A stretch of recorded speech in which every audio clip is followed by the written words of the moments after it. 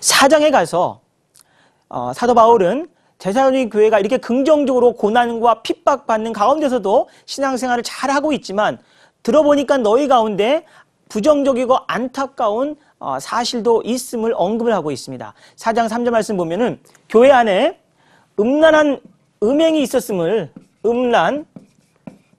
음행이 있음을 안타깝게 말씀하고 있습니다. 내가 들어보니까 너희 중에 음란함이 있다. 너희 중에 음행이 있다. 사도 바울은 권면을 하죠. 음란을 피하라.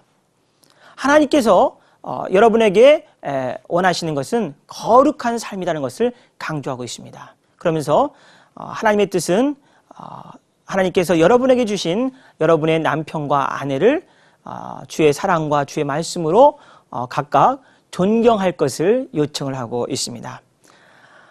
예나 지금이나 하나님의 교회 안에 이 음란과 음행의 문제가 끊이지 않는 것 같습니다. 1세기 초대 교회 때도 보면 고린도 교회에도 이런 문제가 많이 있었습니다. 그런데 데살로니가 교회도 이런 문제가 있었던 것 같습니다. 그래서 거룩한 하나님의 뜻을 온전히 쫓을 것을 말씀을 하고 있습니다. 이 점을 우리가 놓쳐서는 안 될 것 같습니다. 데살로니가 교회도 본이 되는 교회였지만 본이 되는 교회 안에 음행과 음란의 문제가 있었다는 것, 고린도 교회도 마찬가지라는 것, 오늘의 한국 교회도 거룩한 삶, 하나님의 뜻은 거룩함이니 음행을 피하라는 이 말씀을 우리가 깊이 명심해야 되리라고 생각합니다.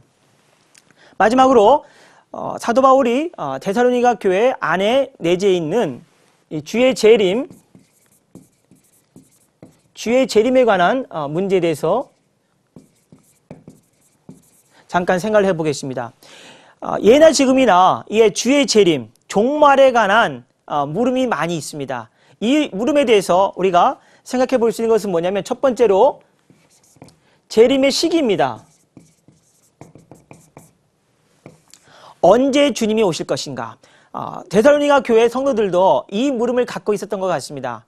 사도 바울은 임박한 주의 재림 의식을 갖고 있었습니다. 본인이 복음을 전하고 살아있을 때 주의 재림을 보겠다는 그런 소망을 갖고 있었습니다. 하지만은 바울도 죽고, 그렇죠? 그리고 데살로니가 교회 같은 경우는 자기와 같이 신앙생활을 했던 동료 그리스도인들이 하나 둘씩 죽으니까 재림에 관한 문제를 갖게 됐습니다. 도대체 분명히 우리가 살아있을 동안에 주의 재림을 볼 수 있을 것이라는 막연한 기대와 소망을 갖고 있었는데 옆에 있는 자기 가족들과 친구들 보니까 한 줄씩 죽어가고 있단 말이죠. 죽었습니다.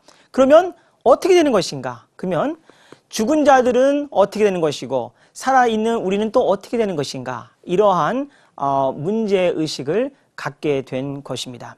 그리고 또 하나는 주의 재림이 얼마 남지 않으니까 사람들이 생활을 제대로 하지 않고 나태하게 생활을 하게 된 것입니다. 그래서 사도 바울은 이 점에 대해서도 권면을 한 것이죠. 주의 재림의 시기는 우리가 이미 알고 있는 대로 언제 올지 모르는 것이죠. 언제인지는 알 수 있는 사람은 아무도 없습니다. 다만 중요한 것은 주의 재림이 도적같이 온다는 것입니다. 어느 누구도 알 수 없다. 주의 재림은 도적같이 임박하게 오니까 주의 재림에 대해서 그 시기에 대해서는 너무 생각하지 말라는 것입니다. 그리고 미리 죽은 자들, 즉 잠자는 자들, 미리 죽은 잠자는 자들이나 살아있는 우리, 살아남은 교우들이나 누가 더 주의 재림에 대해서 특별한 혜택을 받느냐, 그것이 없다는 것입니다. 이미 죽은 잠자는 자들도 주의 재림 때 그들이 먼저 일어나서 주님의 재림을 맞이할 것이고 살아남은 교우들도 살아있을 때 주께서 오시면 살아있을 때 주님을 맞이하게 된다는 것입니다. 죽은 자들이나 이미 잠자는 자들, 죽은 자들이나 살아남은 교우들 상관없이 주의 재림은 누구나 동일하게 맞이하게 될 것이라는 것입니다. 이미 죽었기 때문에 어떻게 될까 염려할 필요가 없다는 것입니다. 살아남은 사람들도 그 점에 대해서는 그렇게 두려워하거나 염려할 필요가 없다는 것입니다. 주님의 재림은 잠자는 자들이나 살아남아 있는 교우들에게나 다 동일하게 해당된다는 것을 말씀을 하고 있습니다. 그러면 세 번째, 삶의 모습은 어떠해야 되는가? 주의 재림을 맞이하는 삶의 모습은 한마디로 바울의 입장은 뭐냐면 평범한 일상생활을 하라는 것입니다. 평범하게 여러분이 생활하시는 평범하게 일상생활을 하라. 일상생활을. 한마디 말하면 열심히 일하라. 열심히 일하고 서로 사랑하고 권면하라는 것입니다. 예를 들면 1990년 2월에 예수님께서 재림할 것이다 하면 많은 사람들이 어떻습니까? 곧 예수님께서 오시니까 우리 일할 필요 없다. 그냥 우리는 그냥 가만히 있으면서 기도나 찬송하면서 우리가 주의 재림을 기다리자. 이것은 바른 태도가 아닌 것이죠. 시한부 종말론. 우리는 언제 예수님이 오실지 알 수가 없습니다.